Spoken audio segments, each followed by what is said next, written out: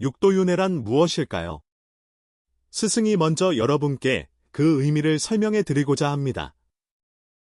육도윤회는 불교의 중요한 가르침 중 하나로 생명이 이생을 마친 뒤 과거생의 인과에 따라 6가지의 다른 경계, 즉 육도로 다시 태어나는 것을 일컫습니다. 이 6가지 경계는 각각 천도, 즉 천상계이며 인도, 즉 인간계입니다.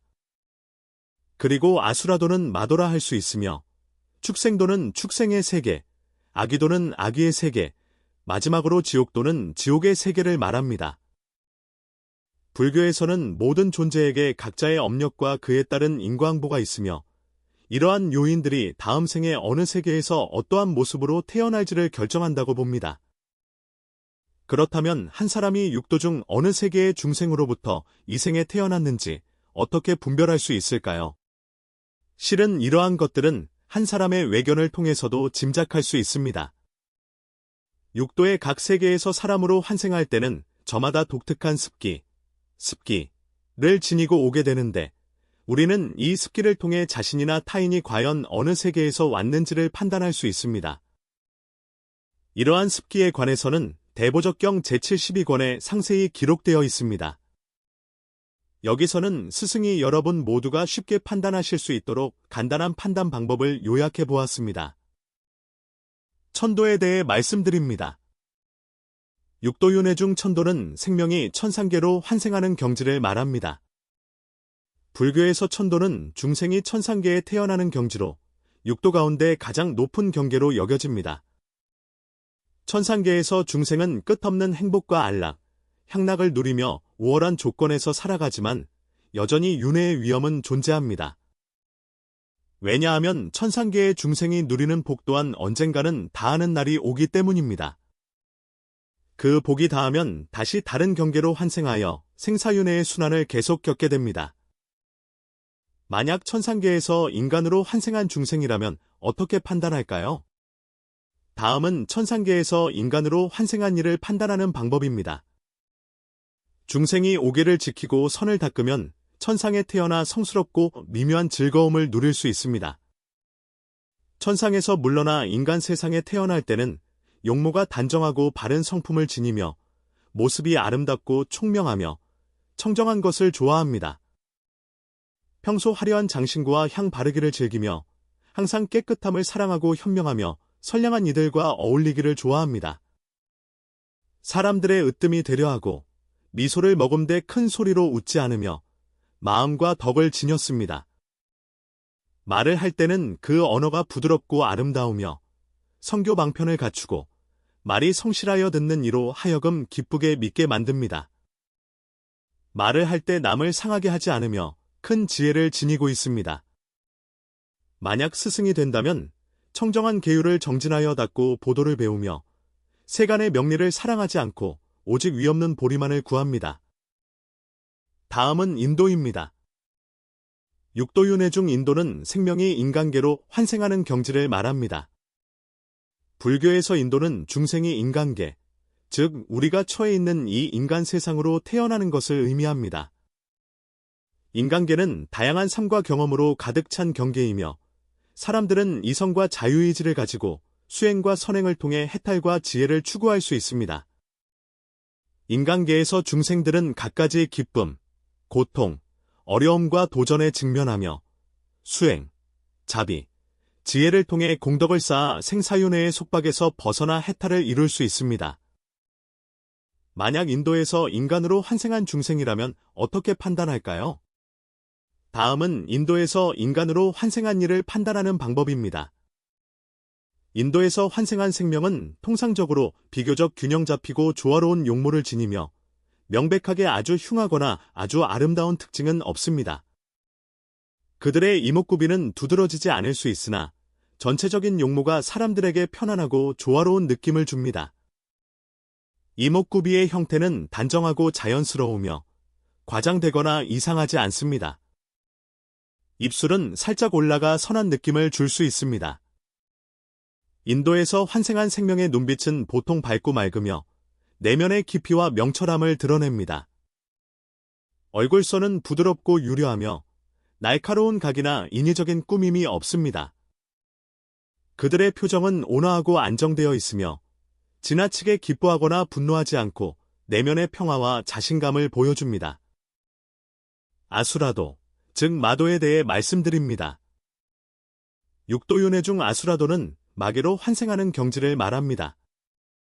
불교에서 아수라는 탐진치의 마음이 가득한 생명으로 보통 거대한 욕망, 질투, 투쟁심을 지닌 존재로 묘사됩니다. 아수라는 종종 천상계의 신들과 싸우다 패배하여 마도로 환생하며 투쟁과 고통이 가득한 환경에서 살아가기에 진정한 행복과 만족을 얻지 못합니다. 마도에서 아수라들은 끝없는 고난과 고통을 겪으며 탐욕, 질투, 분노 등 부정적인 감정에 이끌려 끊임없는 싸움과 분쟁에 휘말려 해탈을 얻지 못합니다. 비록 그들이 어떤 면에서는 초월적인 힘과 능력을 지녔다 해도 마음속 탐진치로 인해 시종일관 내면의 평온과 만족을 얻지 못합니다. 따라서 아수라도는 육도윤회 중 불행한 경계로 여겨지며 생명들은 부정적인 감정의 속박에서 벗어나 더 높은 경계로 환생할 때까지 고통을 겪어야 합니다. 만약 아수라도에서 인간으로 환생한 중생이라면 어떻게 판단할까요? 다음은 아수라도에서 인간으로 환생한 이를 판단하는 방법입니다. 그의 외견은 거만하고 오만하며 암한심이 매우 강합니다. 정법을 그다지 공경하지 않으며 불문에 귀의하는 동기 또한 단순하지 않습니다. 경쟁과 다툼을 즐기고 이익을 위해 화합을 깨뜨리며 동문을 해칩니다. 수시로 화를 내고 다른 사람과 논쟁하고 싸우기를 매우 좋아하며 마음이 극히 편협합니다. 삿된 원망과 질투심이 많아 남을 몹시 질투하고 삿된 원망으로 보복하며 남을 무너뜨려야 직성이 풀립니다. 다른 사람을 증오하고 남이 잘 되는 것을 보지 못하며 질투심이 극심합니다. 이로 인해 장기간 악심을 품습니다. 신장이 크고 붉으며 튼튼하고 눈에 흰자위가 많으며 두 눈이 둥글고 바르나 분노한 형상입니다. 치아가 드문드문하고 뾰족하며 밖으로 드러납니다. 용맹하고 힘이 세며 마음속으로는 늘 어떻게 싸우고 전투할지를 생각합니다. 예를 들어 야외 생존이나 전쟁 게임을 즐기는 것과 같습니다. 이러한 이유로 이 사람은 죽은 뒤 바로 지옥에 떨어져 나올 기약이 없으며 그 후 업보에 따라 다른 악도에 태어나다가 최후에는 아수라도에 떨어집니다. 지옥도에 대해 말씀드립니다. 지옥도에서 중생은 전생에 지은 악업으로 인해 고통과 고난 속에 빠지게 됩니다. 이는 보통 불에 타거나 형벌을 받거나 끓는 물에 삼키는 등 온갖 고통을 겪는 것으로 묘사됩니다. 지옥도는 지리적인 위치가 아니라 정신적인 경지이며 악업의 과보로 인한 고통스러운 경계를 상징합니다. 지옥도의 존재는 중생들에게 자신의 행위를 경계하여 악업을 짓지 않도록 하여 윤회 속에서 고통스러운 과보를 받지 않도록 일깨우는 데 그 뜻이 있습니다.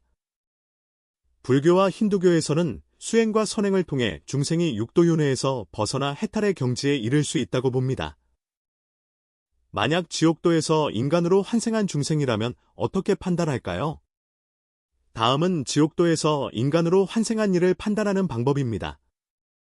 생활 속에서 그의 목소리를 들어보면 찢어지는 듯한 쇠소리 같으며 목소리가 크고 매우 조급합니다. 또한 폭력적이고 급한 성미를 지녔습니다. 이 사람은 종종 말에 신용이 없고 광어를 많이 하여 사람들이 믿기 어렵게 만듭니다. 마치 친한 친구가 없는 사람과 같습니다.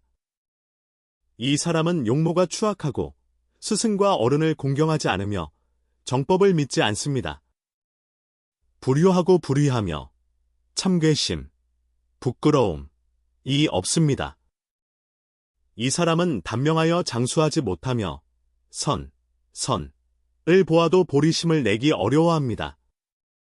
이상의 여러 항목으로 볼 때 이러한 사람은 지옥도에서 인간으로 태어난 것이며 죽은 뒤 다시 사막도에 떨어질 운명입니다.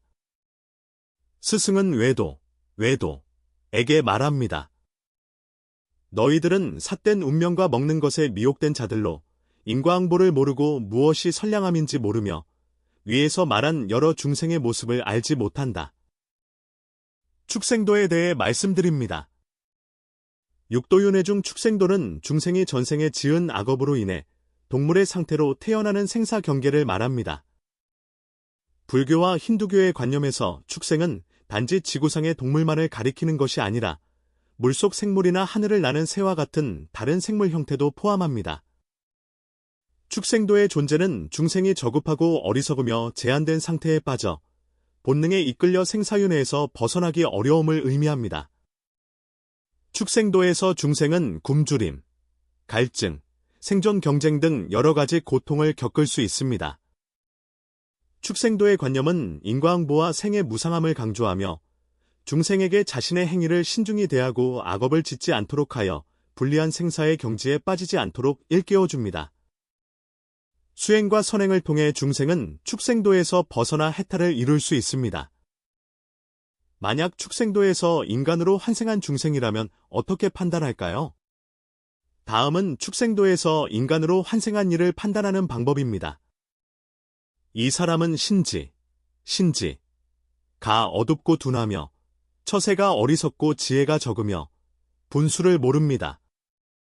게으르고 나태하며 한숨을 많이 쉬고 음식을 탐하며 거칠고 좋은 음식을 가리지 않습니다.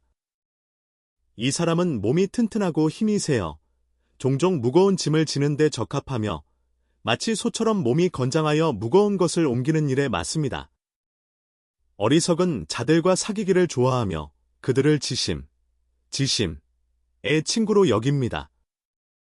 때와 장소를 가리지 않고 땅에 누우며 더러운 것을 피하지 않습니다. 이러한 중생은 생사에 유랑하며 악도를 왕래하기를 무량억겁 헤아릴 수 없는 세월을 보낸 뒤에야 어렵게 사람의 몸을 얻었으나 여전히 이러합니다. 그러므로 죽은 뒤 다시 고해로 돌아가 축생도에 떨어집니다. 육도윤회 중 아기도에 대해 말씀드립니다. 이는 중생이 전생에 지은 악업으로 인해 아기의 상태로 태어나는 생사 경계를 말합니다. 불교와 힌두교의 관념에서 아기는 거대한 굶주림을 느끼지만 만족을 얻기 어려운 생물 형태입니다. 아기도의 존재는 중생이 극도의 갈망과 탐욕에 빠져 있으나 만족을 얻지 못하여 고통과 고난을 겪음을 의미합니다. 아기들은 종종 배가 산처럼 부르고 몸은 여위었으며 입은 바늘구멍처럼 작은 특징을 가진 것으로 묘사되는데 이는 그들의 굶주림과 탐욕스러운 마음을 상징합니다. 아기도에서 중생의 탐욕과 욕망은 그들을 끝없는 갈망 속에 가두어 진정한 만족과 해탈을 얻지 못하게 합니다.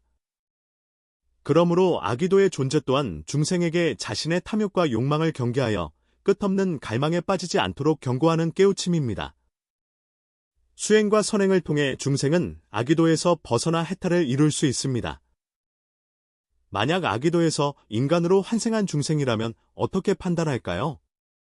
다음은 아기도에서 인간으로 환생한 이를 판단하는 방법입니다. 생김새는 피부가 검고 여위었으며 얼굴에 광택이 없습니다. 머리카락은 짧고 거칠며 누렇고 붉은 빛을 띱니다.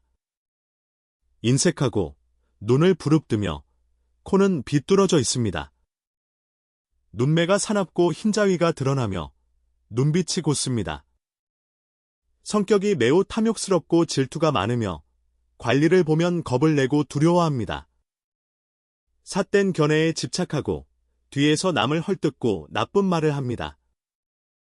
선량한 사람을 싫어하고 선한 일을 기뻐하지 않으며 오직 삿된 일만 믿습니다.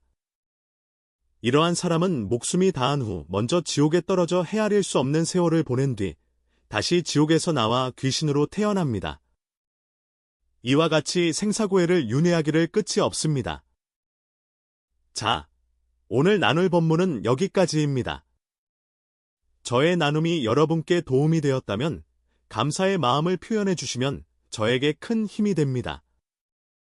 또한 좋은 의견이 있으시다면 아래 댓글 창을 통해 다른 분들과 함께 나누어 주시기 바랍니다. 모든 분들의 몸과 마음이 건강하시고 행복하시기를 축원합니다.